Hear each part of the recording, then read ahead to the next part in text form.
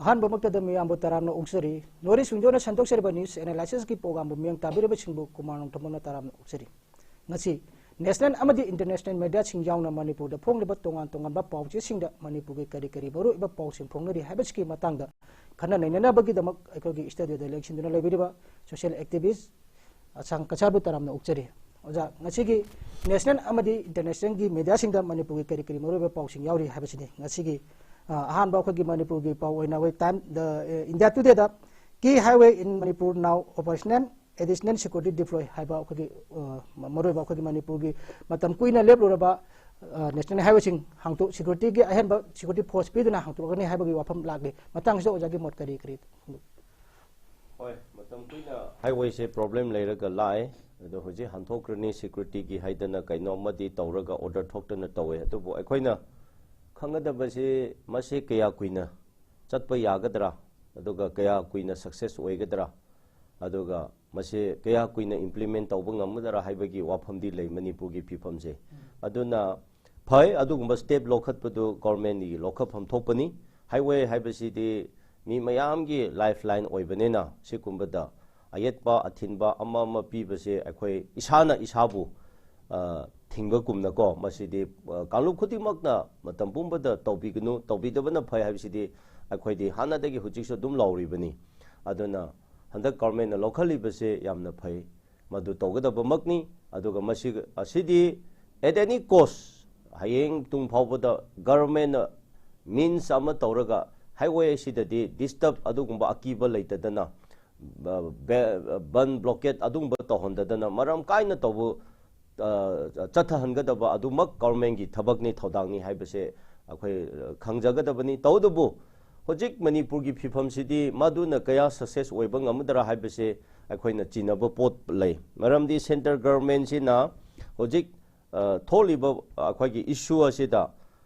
something मा अखोयसे यामना serious ओइना लौबुकुम लौदबुकुम interest लेबुकुम लेदबुकुम न उबनेना होरेन centre ना मासिदा लाइट ओइना लौखरदि मदु अमुका आइगी वाखना खखना होजिक तौरिबा चथरिबा मदु ngमगदबा मानदे मरमदी होजिक कंक्लूजन अमा सॉल्यूशन अमा की पीस डायलॉग अमा हाउद्रियबा लंबीदु याक्तरियबा होजिक लान तौनरियबा अन मरक सिदा होरे चिंग लान तौनरिबा ग्रुप अमना कालुप अमना हेता मु नोमै कापसंदना नत्र गरिंगबा म तौबु कांदा तौखिदरा लेपखिगदरा हाइबसे अदुना हाईवे की पुलिसदा होजिक चंथरिबदु फै एट द सेम टाइम अमरोमदसु पीस डायलॉग से तौगदबनी अदुना बीस डायलॉग से तौदरदी सॉल्यूशन की प्रोसेस अमा तौदरदी हुजिक पाइखलिबा थबक से आइगी वाखंदा याम कुइना लास्टिंग तौबगदबा तौबो चकदबा तौबो ngमगदबा मानदे हाइबसे आइदी हुजिक तुमाइना खनजै ओजा दुगा अखोगे ngasiगी अखोगे मणिपुर फोंगिबा पाउचेसिंग मरुना अखोगे ngasiगी नारोंगे थौदांगदा कांग्रेसना बीजेपी की लेंगा अंगपा फंगना सिथाग्रे मोदी अमदी बीएन की लेंगा अकीबगी मसक ओइरे हाबगी अखोगे हानागी सिमिनेसदो ओइब्रमबा बोबिना फोंदोरले मसिगी मतांगदो ओजागी करी मोड लेबगे खतम फोंदोपि होय असिदि अमरोमदा पॉलिटिकल गिको वानी तौगदबु अमदा हुनबा नते अदुबु कांग्रेसना फोंथोकपा एक्सप्रेशन तौबदो मदो हुजिक की तंजा सिदा हाइफम थोकपगी हाइबरा हाइना अखोयदि अदुम लौजै मरमदि ngasi thani pan sure manipur da asup sathighraba irang taudana natraga mi simina thoktana mayam da akaiba pibadna leiraba maraksida manipur india gi prime minister na ngasi phawbada manipur da visit tawdaba haibase masi angakpa ma phawi aduga visit tawdarasu mana mi center digi leader kya tharaga dialogue tawraga solution ama purak ningai peaceful coexistence leningai मागी दुगी process अमा तौदबा हाइबसे असे अंगकपा मनी अदुना home minister Amit Shah अमखक लाखी अदुदिगी मतुंगदा अमु लाकनी हारगा सुला लाखीदरे हबको अदुना ngasi सिदी सेंट्रल गवर्नमेंट की चाउना रेस्पोंसिबल लेबनी सेंगना हाइबदा को स्टेट गवर्नमेंट की सु ओय अदुबु सेंट्रल गवर्नमेंट ना मसिदी तोखनगे तोखलोय हाइबसे सेंट्रल गवर्नमेंट की रोल चाउना ले हाइजरिबा मदुना सेंट्रल गवर्नमेंट द हुजिक बीजेपी ना लेट तौरगा पाइजरी बनेना होजिक अखोई स्टेट गवर्नमेंट दसु बीजेपी लेड गवर्नमेंट पाइरी बनेना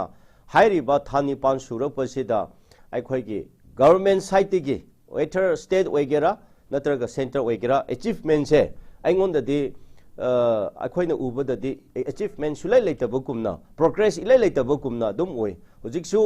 अदुम चिंगदना चुराचांबु कांपोपी तेनोपालदना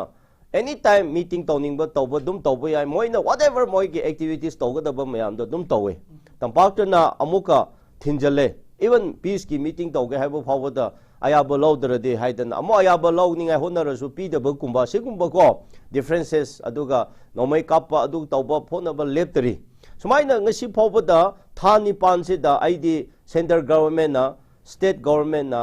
करीगुंबा अचीवमेंट अमा लौ लेखरे नत्रगा स्टेप अमा लोखले हाइबसे इलै लेते ngangbada हाइबददि अमयामदि हाय अदु सेंट्रल पैरामिलिटरी फोर्सेस थारक नतना अतोपा अखोइदा करीमत उदे अतोपा लेते वार ऑन ड्रग्स की मरीदा पोपी लोइना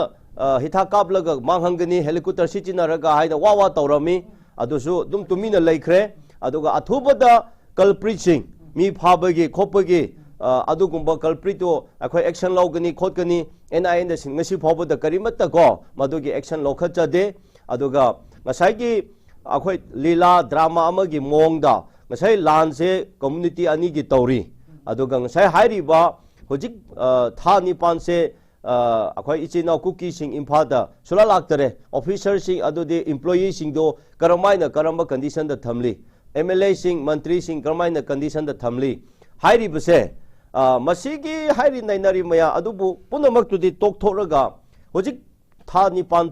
सुर फावदा अखोइगी लान चथरिबसे करी हंथरगे हबा करी स्टेप लौरगे करी अचीवमेंट लेरगे अइगोंददि अचीवमेंट लेते एक्टिव उदे अदुबु नोमगी इकोनॉमी सोंथबा से खक्ता नतनको इकोनॉमिक की सोंथै डिस्टर्ब मयामदि लाखरे अदुगा होजिक थबा एनी पाइखप कांदा अखोइ पाइखप ngамद्रे दुकान तौबा एनी बिजनेस तौबा कांदा लोइना सोंथरखरे अदुना मदुगी पुनमक्तु येंगबा कांदा ngसाइ कांग्रेसना मदु मरान सिमबनी हाइना लौवे अदुबु क्वाइदि मोइगी यामना चोबा मिस्टेक तुदि प्राइम मिनिस्टर ना मणिपुरदा करीमत थाउ सादबकुमना लेखिबसे मासिना क्वाइदि अचौबा मा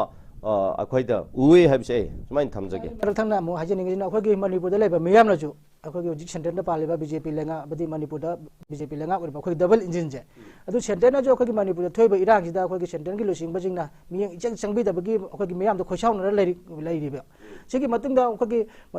स्टेट लेरिबा बीजेपी जुनरजु अखोगी थोलेबा लाला चा अतुबा मतमदा लोइसनबगी पॉलिसी मा छिनदि हाबगी मियामगे अखोई खोरा खोसनबा मियाम लेरि तगुन डबल इंजिन अनि जे अखोगी मरु फंगना बीजेपी जे मरु फंगना मुथलगदी मियाम अखोगी कनोदा नुंगाइबा बदि मोइना तौरिबा पोचे अखोगी डिटेक्टरशिप की पॉलिसी तौरे हाबा पोचे मियामगे पेदबा मियाम लाउरी कांग्रेस ना जो मदुगी मतंग फोंदुनरी अदु डिटेक्टरशिप चे लौथोगदी मणिपुरदा तंगदु लाइताबा फिममदा हंजलकनी हाबगी मतंग अखोगी कांग्रेस ना अखोई हौजौ जदम फोंदोक लाई मसिगी मतंग ओजागी ओइबा मोट खरा फोंदोकपिउ अदुने ngसाइ सु खरा हाइरेको अखोइगी सेंट्रल गवर्नमेंट ना हजि मणिपुरदा थोकलिबसे मसे तोखनगे हाइरदे इलाइ लाइबा थबकनेदा हप्ता मा फारोइदा आई वाखनदा को अदु तौदे अदुगा अनि सुबदा पॉलिटिकल की अम्मा हुनबगी वानतन को जी सेंटर ना मणिपुर गवर्नमेंट अमा लेरी प्रजा लेरी सेंट्रल गवर्नमेंट ना तौदरे हाइरदे अखोइ येंगलगा दुम लेगदरा स्टेट गवर्नमेंट से को सेंटर ना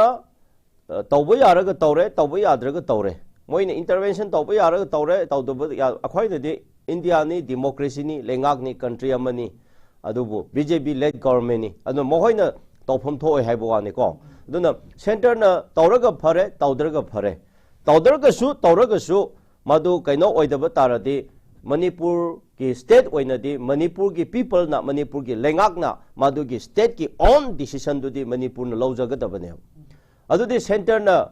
चाक इंदरदि अखोइसे अदुम चाददना सिगदरो एग्जांपल अमदि को अखोइ सेंट्रल गवर्नमेंट ना अखोइबु चाक इंबिदरदि अखोइसे चाक इंबिदे ना अदुम येंगलगा अखोइसे सिरगा लेगदरोबा अदु नतेबा अदुना मसिदि सेंटर ना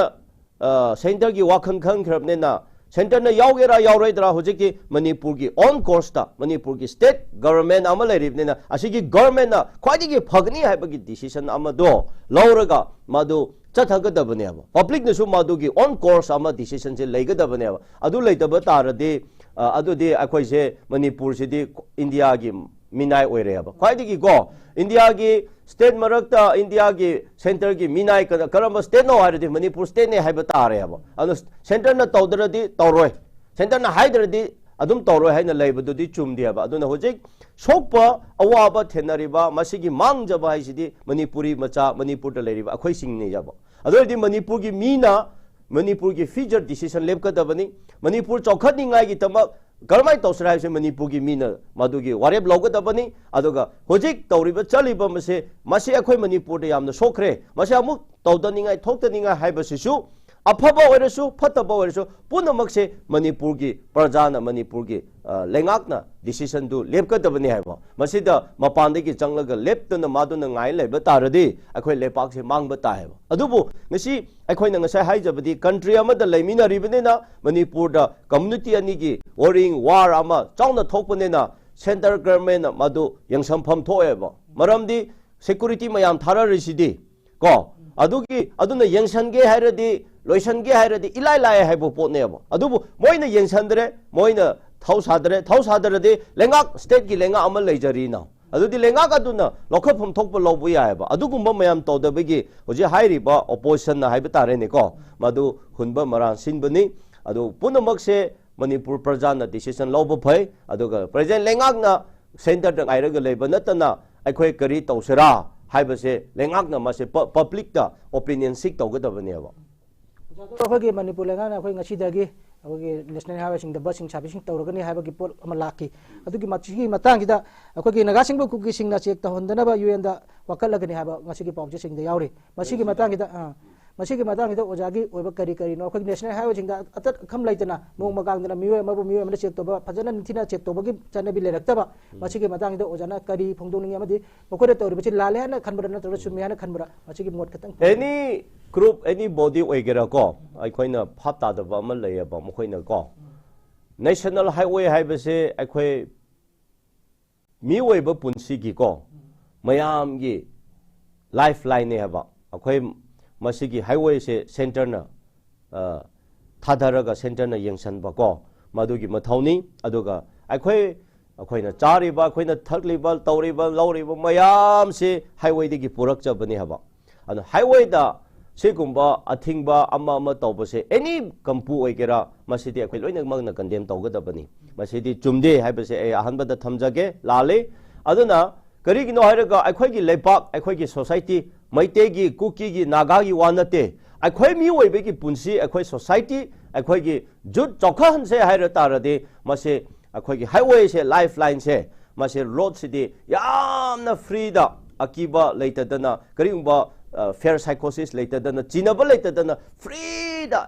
कइनो ओइना चखहनगदबनेबा 24 आवर्स से मदुकांदा अखोयगी सोसाइटी अखोयगी लेपाक अखोयगी मिओइसिंगसे चौखगदबनेबा मरमदि हाईवे सिना इंटरनेशनल दा नेशनल लेवल दा कनेक्टिविटी पीरिबने कनेक्शन तौरिबनेबा अना असिगुम्बा मिओइबा पुंसी अमकी हक लेजबा मिओइबा अम पुंसीगी तरका बेसिक एमिनिटीज खुदिमक की तरका लेबा पुरक्तना पुथोक्तना तौरिबा मरक सेदा हाईवे दा एनी ग्रुप ना एनी बॉडी ना थिंगबसे मासे अखोय फाप तानदबगिनी आइडी मादुदी तहोनिंगदे अदुदी आइगी पर्सनल ओइना आइडी अदु यादे as a human being as a educated person, as a social leader, as a Christian, go as a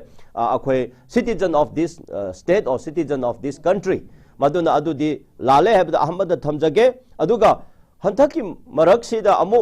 maite ka cookie ani marakta lanse thokna bane ko cookie ka maite ka thokna bane naga ka cookie thokna badi nate ba adu di karigi no cookie na akhoi gi naga gi mafamda highway singda naga sing yauna अखोगी Aadhaar card का check तौदन को तब harassment ma'am पीदना लेब मसीदी करीगिनोब अदुदी लांदो नागासु यावरुब्रा नागागसु तौरिब्रा highway question अमुक वैलीदसु मरक मत अदुगुमाइना दुमदि थेनै को अदुना मैतेनसु नागादा check तौफम थोकते कुकीनसु नागादा check तौफम थोकते नागादी होजिक लांदा यावबन चदे हाइजरिबा होय अदुना अदक मरु ओइना तंपाकी दुना अमा थमलमलगा अखोगी angakpa amade adugine ngasi UNC da ko adumaina hapkiba khoine yaukibase Imphal to Sanapati ko Imphal to Tenopal Imphal to anywhere akhoi nagadi lan huji tawdeba lan yaudeba lan tawdaba yaudaba mi du da check taw leirade one ani adudi afaba laoeba agi wakhanda ko sidi akhoi khangge na dum lengak na adu tauri ada tauri lengak na adu tawbagi akhoi khangbu wani me gi di se lengak na yengsan ga dabani adu lengak se madugi fail oirebagi ko asumai na thoki bani adu hore akhoi na maduda mi thajalaga phuraga kapna thoroga amu lengak na akhoi da chairakani adu masi tonga na hujiki manipur gi leiriba issue sida another ama issue ama create togni habagi naga singju patient leijabune abu ko aduga chiki highway city muru oina center government na masidi center ki security forces patana thanglaga yengsan ga dabane adu yengde hoje ngasi order thor ngasi di chapa hogni haye ko how far masi kaya phaba success oigadra yengse adubu akoina uba kanda de hoje imphal sanapati chapa kanda yengbio security singse mathau tawde aba center ki se tomina dum le security sing na tawda mathau do tawdraga micham singa check tawn leire aba ko ahum subada karamaina si sanapati Kampopi modbung kala tongpi malay lali nagagi maphamda nagagi mibu nagagi maphamda check tawa hebse karamba history da laikhre gya sigi matang da de akhoi ichi naw naga sing se son male ko phamale haikatara phaman bagira mi phaman bagira ko son bagira aidi khangde nagagi mi amabu nagagi lamda magi khunda atopa mi na check taw lai hebse masidi thoktriba history ne karamana से Imphal to सेनापति road से लंबी से highway से और कंपोपी से कमाने से कुकी की नहीं है ना हाई के दबनो होय अखोई पुलब लेमी ने है बदी आया बा कुकी शु ले नागा शु ले दो कमाने कुकी की नहीं है ना मोय क्लेम तो दबनो अदुगी वाखन द कांसेप्ट चेक तो ले बसे मसी गवर्नमेंट अथुब द थुकाई के दबने गवर्नमेंट तौदर के सु नागा ना यूएनसी ना मसी नत्रग नागा के टॉप सिंग ना मसी वार्न तो के दबने कुइरे लान से है होबदिगी ngasi phobada ichina naga sing sigi kampopi modbung lantholang sing da athar card ga check tawdana permission ga pi da ko leiri masi marak da naga gi organization kharing na ai mamim paning de akhoi gi later ga eb da na ko chatho cha sing tawdna leiri angak pane a man go get the permission in his own land in his own residence ai gi yum da hanba kanda ai na permission lawraga lahan yum da changadro what is this ado ji nagama cha singda si sanapati gi highway road sida cookie sing check tobse masidi chumde athubada masidi moy phataraga kaino togdabni moina phatadarbra naga na haigadabni aduna masidi naga aina point da thamjanimgni naga se handak land da yawjaba nate land yawdaba tawdaba mi aduda check tawna leibadudi land pambani aduga naga gi lamda masagi lamda mana chapakanda check tawe haibadudi hoi law akhoi gi rules of law gi matungina security na illegal kari pupra na check tobaduna that is another question aduna tongan mo potne adubo micham kaya praja kaya hoji christmas lak thola sing tobada ot puthopu sing market tobo khopa masigi office ka bo khopa khoding makna nutigi masida kampopi marak sida check tawna lairi basidi masidi akhoi naga singbu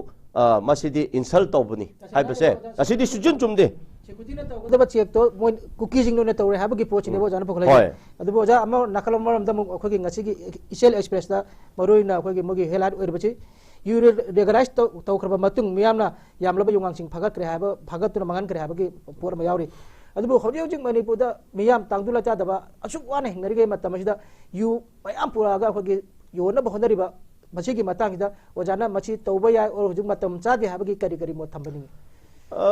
masidi go yam haining dere hana so hai remaram di manipur se aphaba oira phataba oira any haiba sida controversy challe jumbo poto oreso magi sab mi se mi gi party da chapane na ko achumba hairaso achumba do chume haining de chumda bo pochu haita chumhale chumda bo pochu chumhale achumba pochu chumhande chumda ba tabne na ko asi matang da yamna aidi haining dere adubu sidi government na legalize oigani haina ek ama tawra tawbane na adugi oikhra ta de rules and madugi regulation ko ek matungina maram kaina proper chain na da chatpiro na ado hojek legalize oikhre haidana mathung maram mafam marang laitadana pungu purak podudi yara moina lowe ba adu madudi aduna license piraga maram chana mafam chana channel chumna tawraga madugi moina instruction pi khiba eki matungina ko rules ki law matungina phajana madu chalairadi madu government na yabanena yakhibanena amarom da madu kaisu tawde ko kaide adubu phajana yengsamba ngamlibra yengsanga darabra haibse maramdi legalize oidarasu manipur da adum yudi phange aba thaktana leba hangang wa haiba mi si su point da haibwa ne ba thing ba ding am de ba black ti ki mayam dum tore ba oi legalize oi ba yaro de totally ban to se ba thing se ba adu na te ba maming da legalize oi de haina lakpani adu bu ka yamna henjen na manipur da free da loina phange ba ko adu ri amuk amarom da adu mi na madu mi singi educate wat pat ki ni ko mi gi puchen singi adu mai na to ba oi ga da ba tar di amu legalize oi thoraga fajana openly white na rules and regulation amada yamna thamoi sengna ko rule niyom chumna ngaklaga tawraga akoina mafam matam chana fajana madugi process to kaino gumadu tobi beduna phabra haina loje aduna hojik legalize oithokre na hojik pusale changle base license piba mi dara chumna pusali bra haibe question ne ko ado angarang viral su chale mi khrana topi ming sigjinaraga puba gi pharaga phuba khopa su tawra asang mayam so mu thoki gini aduna amarom da de government na masidi phajana rule gi matungina yengsalaga legalize oithoraga channel chumna tohambaduna na phai adubu manipur se lubase akhagi mi singse khangde heta karan tai heta ka henba mago phapta aduna masigi potsidi aja aingon da hairade people sing da hana educate tawba ma yawe people sing na prajana phapta dringai phobudi legalize oigera legalize oiroidara ko jamane potse kan amasina akhoida yamna akaiba lakadaba potsa dum lay adubu people sing na phapta kharadi legalize oikhra kan da su karimata problem di leite karimba legalize oiroi na oidadana leirasu maduda akhoida thawaina kaino kumba leite ko aba kaino adubu yes state ki income generating resources ki revenue dadi madu hanthaba nemthaba kadaba di leiram bayai that is another question maduna tongan pot ni ko aduba akhoi gi social life dadi yamna maduna akhoi de effect oiba changes oiba kayamu thodopa leite hoji legalize oikhre hairasu hena masigi mingde gi kangkhalaka daba serana pusan ka daba mayam so dum lei aduna lengak na madu chapchana yengba ngaksen baduni aduna khwaidigi akhoina targa leibadi legalize oiba oidabadu nate we need a good governance when we have a good governance then everything can be done adugi potuni aduga janga chege ko manipur news ta maroi na ko headline na karibsi tengno pan ge leithau da kuki na hat ki ba maitai na hat rohom de aduga chamin na ki ba ama yana police ki khutang de imung manu da sinara kre hai ba ko ge ofam ma yauri ARC ko ge ta chengna de oja manipur da leir ba miyam na thaja da ba ko na torai ba pochi da ko yamna pena da bagi pola malai adu ngasi mak ko gi amna phajar ba miyo mai imung manu da sinara kre hai ba ofam la ko je masi gi matang da ko na ko gi matak ta ko moina lauri ba role ji gi matang da oja gi mot khara phongdok sidi khoina thotopa hainingai leite ko maram di aina khoina government nate aina authority na tabne na ko sidi thijan ga dabani inquiry ko committee oigera karina sinagera maja karamai na madu thokibano hatkibano haibado mi taram thoi kamain thigibno haibado di state na inquiry committee ma madu appoint tawra kanda natraga kari sinagera adumaina tawraga madugi paper do white paper gi matungina akhoi tawgadabani adu maina sikibo khopodudi akhoi mayam tara adu hoje akoina sida hairasu nungaite tawgadababu hoje AR na mi ama sinaye haiduna akoina heta maduda haroningai leite atopo sikibo maramduna kari ki karamba adu bardi hoje hinglibal ama le hoboduna maramdu loina khangani adubu hoji phobada madu disclose tawkhidaba kum tawe ko tawdabu punamaktu aikoina haijaning badi manipur da AR se kari gi tama thambano kana gi tama thambano kana na thambano haiba question lei aikoidi aidi mase akoida AR thambaga ama tegi security forces mayam thambasina aikoida karimata kanaba pide masidi only it is creating the problem within ourselves ko akhoi manungda akhoi leipakta dum problem create tawbani akhoi bi singna phap ta khraba tarade mase AR se karimata army se thamba mathau ta de thamba tham tarkar leite yengo aina hana ama kaino do su haire Assam rifle thamlaga mase the center government na paisa kaya expend tawe paisa kaya thadari mase phap ta se whereas akhoi sonda de khun kangkhara da ising thaningai leite tanki leitri school leitri lambi leitri thong leitri ko masi mayam sidi akhoi line खनख्रेब मसीदी लून लौद्रेब मदु मयामदुदी खल्लगा Assam rifle तमा पुरगा post टेमलगा गाड़ी तौरगा था अमदा सिक्योरिटी फोर्सेस ना पैसा कया एक्सपेंड चलीगे होम मिनिस्ट्री ना बजट क्या यावरिगे मसीनी अखोइलो अदुदा कैलकुलेट तौगदबने अदुना मणिपुर दा असम राइफल थंबगी मसीगी कानाबा से कानाख्रे थवैना कानाख्रे हाबसे थथोपा आइंगोंददी लेते अदुना मसीदी अखोइदी यारदी हाना दुम चहनख्रो हाइबिसिनी को मणिपुर के असम राइफल से लोइना अखोइदी थमगनु हाइबने मसी थंब कांदा होय प्रोटेक्शन गिने अदुगिने हाइनादी हाइगनी but it is creating the problem within our society को अदुनी अदुगा मखातना लाक्सनिंग से अखोइ ngasi पोंगनाफम की मरोब हेडलाइन ओरिबसे लान की जहाज इम्फाल की कंटेंट राइजर पांगथोखरे मणिपुर सकंग बिरबा अमसुंग इका खुनबा असिना अखोइ तबिमन खंगबा उत्पा हैसियाबा बिरेन की यावरी मातांग सिदा ngarang बिरेन अखोइ मणिपुर की चीफ मिनिस्टर लांगथोपिरंबा अखोइ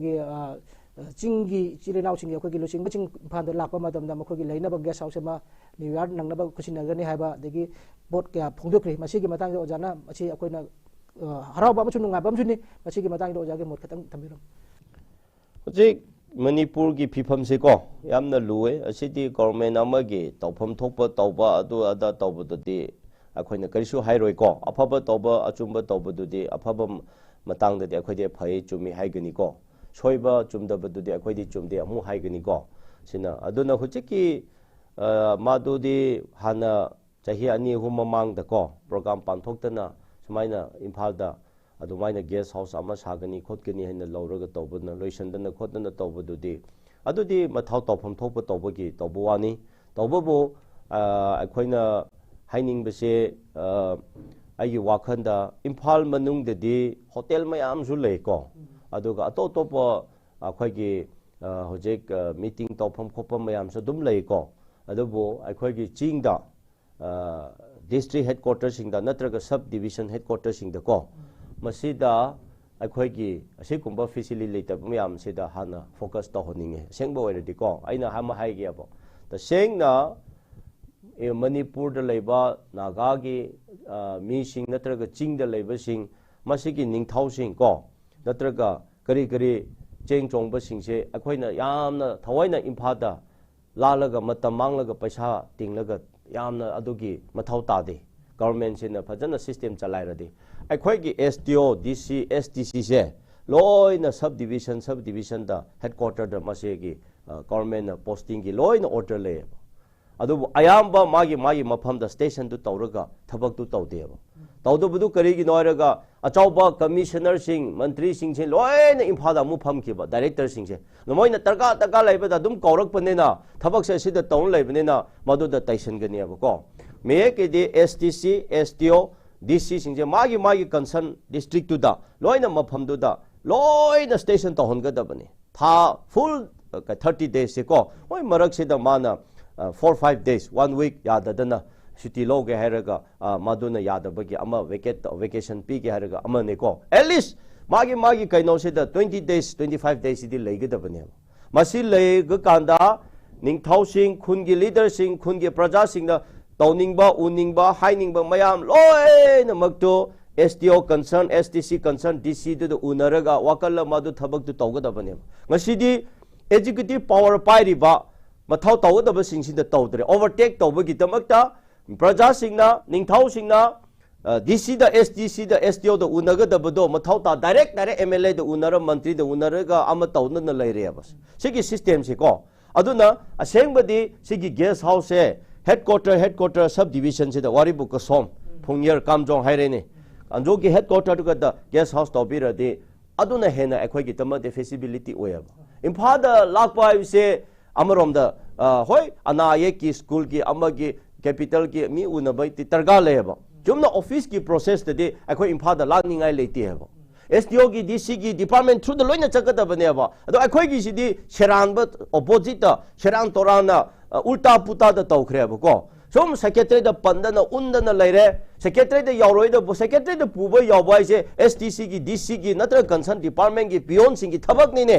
अदो ngसिदी सेक्रेटरी द निंगथाउना खुंजा सिंह वैतान तान लेरेने से व्हाट इज दी अखोइ सुचाव चौखत खिरोय अदुमना ngasi